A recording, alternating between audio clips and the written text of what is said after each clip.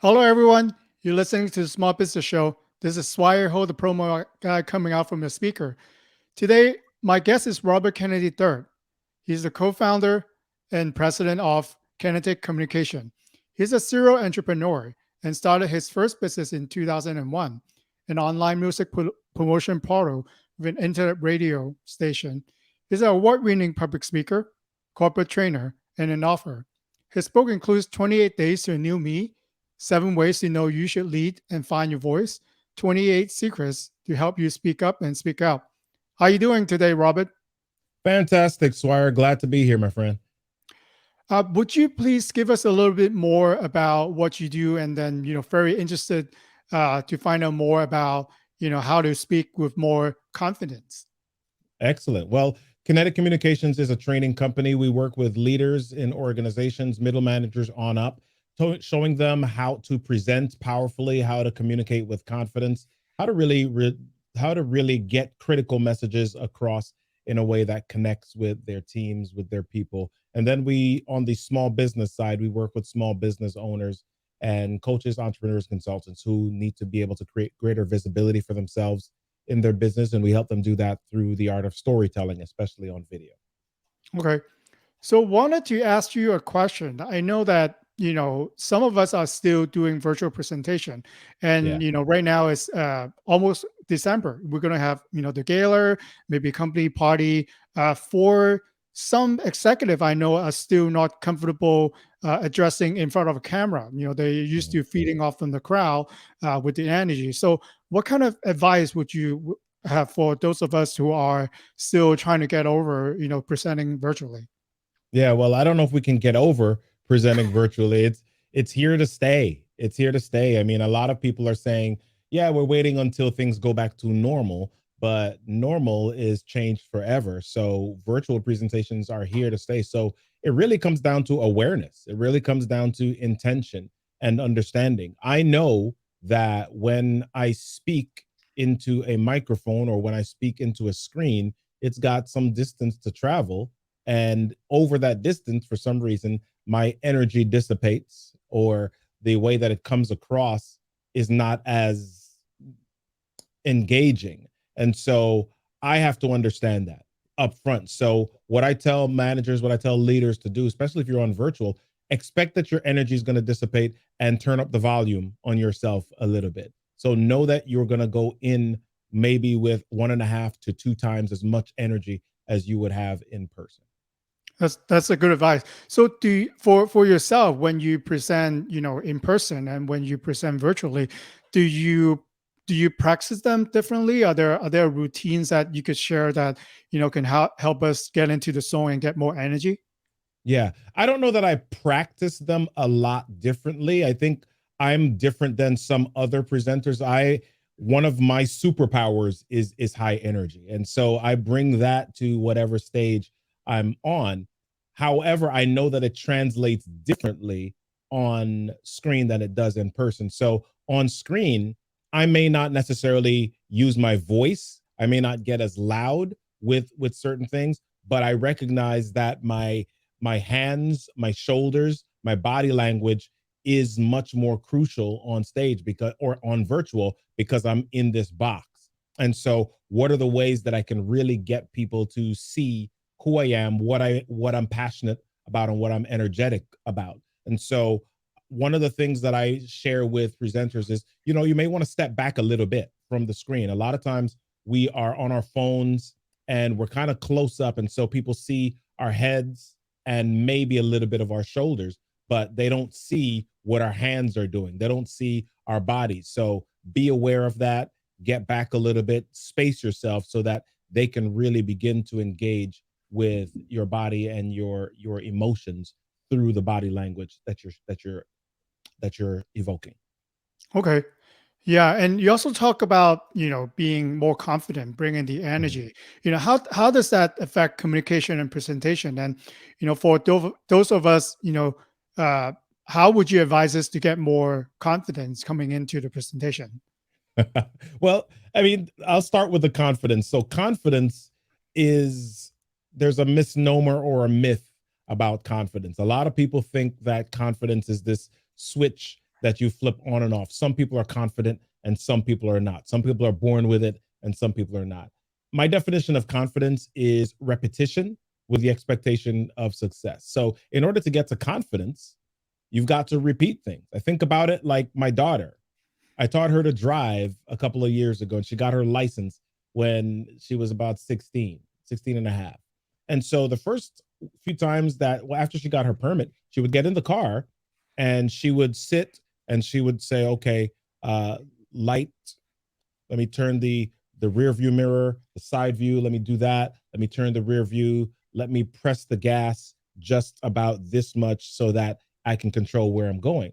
After a while, she didn't do that anymore. She got in the car, whoop, like one motion, and she's off down the highway. She's off down the road. And I'm like, oh my gosh, she's going too fast. That's what I'm thinking, right? But because she has repeated something multiple times, she becomes more confident in how she executes it. So, how do you become confident as a speaker? Well, first thing that you've got to do is speak. Got to do it multiple times. And as you do that, pay attention to how you project, how you make eye contact, how you give the information. Is it said in a way that allows people to know that you believe it and that you're passionate about it? So you got to pay attention to your voice. Am I speaking in monotone, or am I modulating my pitch and my tone and my pacing so that people can get some pattern disrupts and some variation in what I'm doing? So paying attention to those things is going to be helpful to you. Yeah, I think it's actually more difficult speaking virtually, because if you hop onto an event, Mhm. sometimes that if you don't engage with the audience, then they can just log off. Versus if Yeah, you're in person, at least I drove all the way there. Maybe yeah. I probably got to stay for a little bit more. So I think, do you think it's more challenging virtually to grab the audience attention than in person, because you can see how they react? Maybe you change your pitch, your tone for a little bit. Yeah. Well, I want to move away from more challenging. I want to just say you knowing what works is Okay. different, because the thing with a virtual audience versus an in-person audience is if you're bad in both places, you're just bad, right? If you are the difference with an in-person audience is they are trapped. They can't escape. Right. They're in their seats. So what does an in-person audience do? If you're bad in person, they don't shut their camera off, they shut their brains off. What they do is they start looking at their phones, they start swiping, they start doing all sorts of different things. They're not paying attention to you anymore. The difference is virtually they shut their cameras off, they shut their microphones off. They don't even have to be there and you don't know. All you're seeing is a screen with a name on it. Right? So it's not necessarily more difficult, it's just different. So when I'm virtual, much like when I'm in person, I ask myself the question, what can I do to engage and connect with my audience as soon as possible? How do I do that? One of the secrets that I use is I use something called a question at the beginning of my presentations, right? And I don't just ask any question. I ask a question that is designed to get their brains moving, because there's this scientific trigger that our brains have. Let's go a little bit of brain science here. I used to teach biology when I taught high school. Our brains have this thing called instinctive elaboration, a response called instinctive elaboration, which simply means that when a question is asked, our brains can't help but answer it. And so, if I can do something to hijack their brains pretty quickly, then I get a little bit more permission for some more time with them. So I've got to figure out what are some good questions. And if your audience is interested, and if you'd like me to share, I have a download called 21 questions that you can use to spice up your speech Okay. that I can share with them as well. And we can share that in the show notes a little bit later on. But if people want that, they can just simply text 21 questions, no spaces, no uppercases, just 21, 21, then the word questions to this number, 410-936-4049. And I'll send them a download immediately. Yeah, I think that's a very good point, because in sales, when you think about, if you try to call someone, Mhm. If you ask them a question, if you get them engaged in the first, I would say 5 seconds, the Yeah. chances of you talking to that person longer is better than if you just, Yes. read off from a script and, people start turning off, like you said. Yeah. And then, now nowadays we're talking about social media. You might Mhm. be on camera doing a live, like what we're doing now, or you're Yeah. doing a short video to present your company. Are you asking the right questions? So I Yes. think, definitely I'm going to check out those questions, and, the more engaged your audience are, the better that to pay attention to what you have about to say. Yeah, absolutely. So I think as I mentioned, you want to stay away from questions that are yes and no responses Right. as much as possible. So it's what's a better question for me to say, how many have you ever felt sad? Yes, that's a question. But what if I said, do you remember the last time, or what was it like the last time you really felt or you really had a bad experience?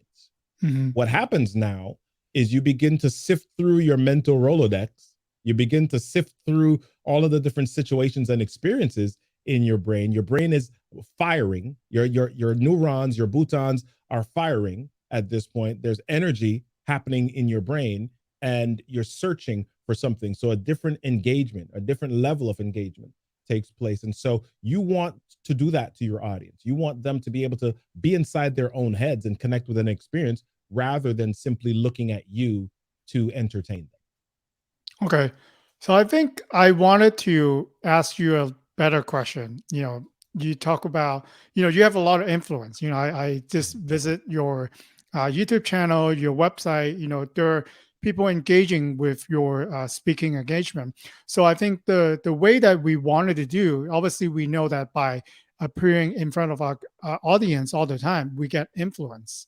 But Mhm. then you can say there might be a way for guarantee influence. Is that even possible? And how would you able to do that?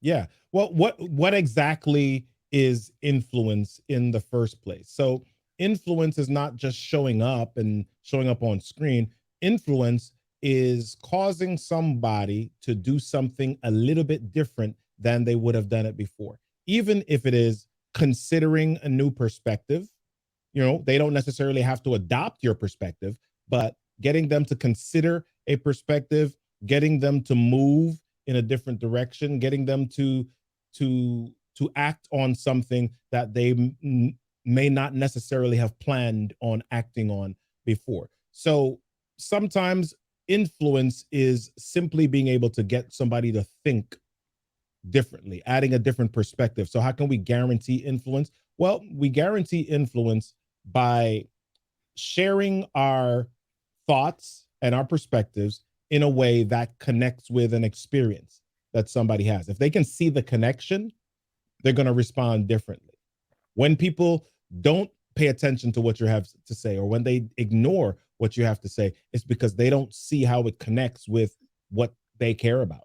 Everybody's on this radio station, We FM, right? What's in it for me? Right? And so if we can get connected to what they care about, we up level our chances at influence. Okay. I think that, the follow-up question that I would ask is, finding our voice. And you also mentioned previously that, owning a story. So Mhm. what do you mean by that? What type of story do you think do people really care what kind of story that we have? Or, because we all wanted to just care about our purpose. So how would you explain that? Yeah.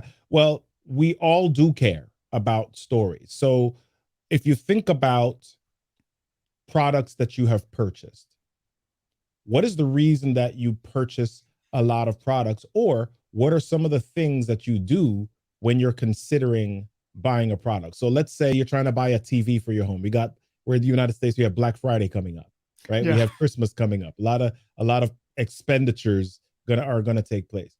But as you're considering one TV over the other, what are some of the things that you do? You go to Yelp, you go to Google, you go to Amazon, and one of the things that you do is you read the reviews. You read the reviews to see the experience that people have had with that particular product. That experience is the story. Why are you interested in that? Because you want to see how that has responded in those people's situation or in their environment. And if it's responded that way for that person, maybe it will respond that way for me too. And so we look for reviews, we look for other people's stories in order to help us make decisions. Companies, marketing departments of companies depend on this. And so what are commercials? Quite often commercials are stories, short stories of experiences, of situations that connect to something that you may have experienced, so that it can influence your thinking or your response about that particular product. Okay. And how would you advise us to dig deeper to actually present the story to our audiences? Right. Well, you got to have stories. You've got to have stories that you can pull from pretty quickly. And one of the things that I recommend that people do is have a story vault. There is a gentleman by the name of Matthew Dixon. He wrote this book called Story Worthy. And I was reading that book several months back. I think it was last year. And as I read this book, I came to this practice where he said at the end of each day, he thinks about the day and he asks himself, what are the lessons that I learned today? What are the things that happened today that caused me to think differently? What experiences did I have today that caused me to smile, to be sad, or whatever emotion he experienced? And as you think about those experiences, you write down what the experience was. You think about the lesson, and then you write down what the experience was. So as you do that, sometimes you come up with 3, 4, 5 short stories. It doesn't have to be long. It could literally be, you know what? At dinner, I learned that I did not like cauliflower. Right? Why did you learn that? Well, I don't know. My wife was cooking this thing, and I saw this cauliflower, and it looked like it was this little white broccoli. And I said, let me try to taste it. And so I tasted it, and it was not good. And she said, why don't you try to put some sauce on it? I'll put some buffalo sauce on it. Maybe it'll be like vegetarian chicken wings. And I tried it, and it didn't work. I didn't like it. So that's a lesson. That's a little story that I have, and I can share that for whatever reasons connect with that story. I may be talking to somebody later who said that they felt deceived by something, or they felt like they thought something was appearing one way, or they purchased something, or something. It was they were involved in a bait and switch. And so I say, you know what, man, just last week I saw this stuff on my plate. My wife told me it tasted good. She told me it was a little bit better than broccoli, and she said it would be good if I put buffalo sauce on it. And man, I put a buffalo sauce on it. It was terrible. So now I've shared a story with them that connected with their situation. And if there's a lesson that I can pull from it, or an inspiration that I can pull from it, after that, they're more likely to listen because I was able to connect the story. So we've got to collect our stories. We've got to have a mechanism in our space to collect our stories somehow. Yeah, that got me thinking while you're mentioning the cauliflower and the buffalo sauce. Um, if you have a good story that people actually like and engage and admire, you can actually be more expensive than your competitors. So, Yeah. give you an example. I like ice cream, right? I could go Yeah. to the supermarket, buy a big old tub for, $5 or less. But then sometimes I will go to our local ice cream place. Why? Because I like this story. They have the same recipe since the 1950s, and they still hold true with the recipe until now. It does Yeah. taste better. I like the story. So whenever I get the chance and I want to have ice cream, I'll go to that local store, which is 2 times the cost than if I Yeah. go to supermarket and buy ice cream. But really like and engage the story. So if you're a business owner out there, so why do you do what you do? And Yeah. because I think a lot of especially the commercials, they talk about the features and benefits. We have all Absolutely. these features that we have, but then people actually buy the story. If you like a certain clothing brand, behind the story, they use recycled material. They always treat their employees fairly. Then you're likely to pay a little bit more, and you're Yeah. more loyal to that brand compared to if I just go to, let's say, Costco. I just buy whatever cheapest that they have on sale at that season. Would you Yeah. would you agree to that? Absolutely. In 2006, there was this New York Times Magazine journalist. His name was Rob Walker, and he decided that he was going to run an experiment on the power of storytelling. And Okay. so he went to different yard sales, and he bought about $200 worth of just random items from yard sales, plastic bananas, old wooden mallets, little horses, different things, nothing that had any real intrinsic value. And so he got 200 of his friends who were authors, and he put each of these items on eBay. So there was this one thing, this one item, a small horse's head. It was just like a plastic horse's head. He put this on eBay, and he had paid 99 cents for it at a yard sale. And so he asked one of the authors to attach a story to this plastic horse's head. He ended up selling it for $62.95, right? Paid 99 cents for it. So what's the percentage increase on that? So overall, of the $200 that he spent, he's put all these items on eBay, attached stories to all of them, and he spent $200 and ended up making about $8,000 Wow. just because he asked his friends to add stories to each of the items that he put for sale. The power of story. Yeah, because emotional, people buy emotionally from Yeah, time they to do. time, and sometimes people just buy emotionally. Yeah, So, if you can find and connect with the audience who is attached to the product, they're willing to pay more than yeah, what it normally would cost. absolutely. I mean, I look at companies like Toyota, right? Toyota, when I was a kid, Toyota was just Toyota, right? They had a Corolla, they had a bunch of different cars, they had Camry. In the 90s, Toyota said, you know what? We are going to create a different brand. And they added a different logo. They slapped an L on some of their cars, and they changed some of the interior a little bit. So they went from cloth to leather. They added maybe a better screen in some areas. And they said, you know what? We're going to call this our luxury division. And they called it Lexus, right? The engine of the cars were still the same. The frames that the cars were made of were still the same. The paint was still the same, right? The wheels in many cases were still the same. A lot of the stuff that was in the car was the same, but what did they do? They attached the story of luxury to this brand and said, hey, you sit inside of a Lexus, people are going to look at you different. You're going to get a different step up. You're going to get more respect in the world because you are and you own a luxury brand. It's no longer a Toyota, it's a Lexus. Right? And now you're charging a whole lot more because you've attached a different story to this vehicle that really is not that much improved. Okay, I really like that.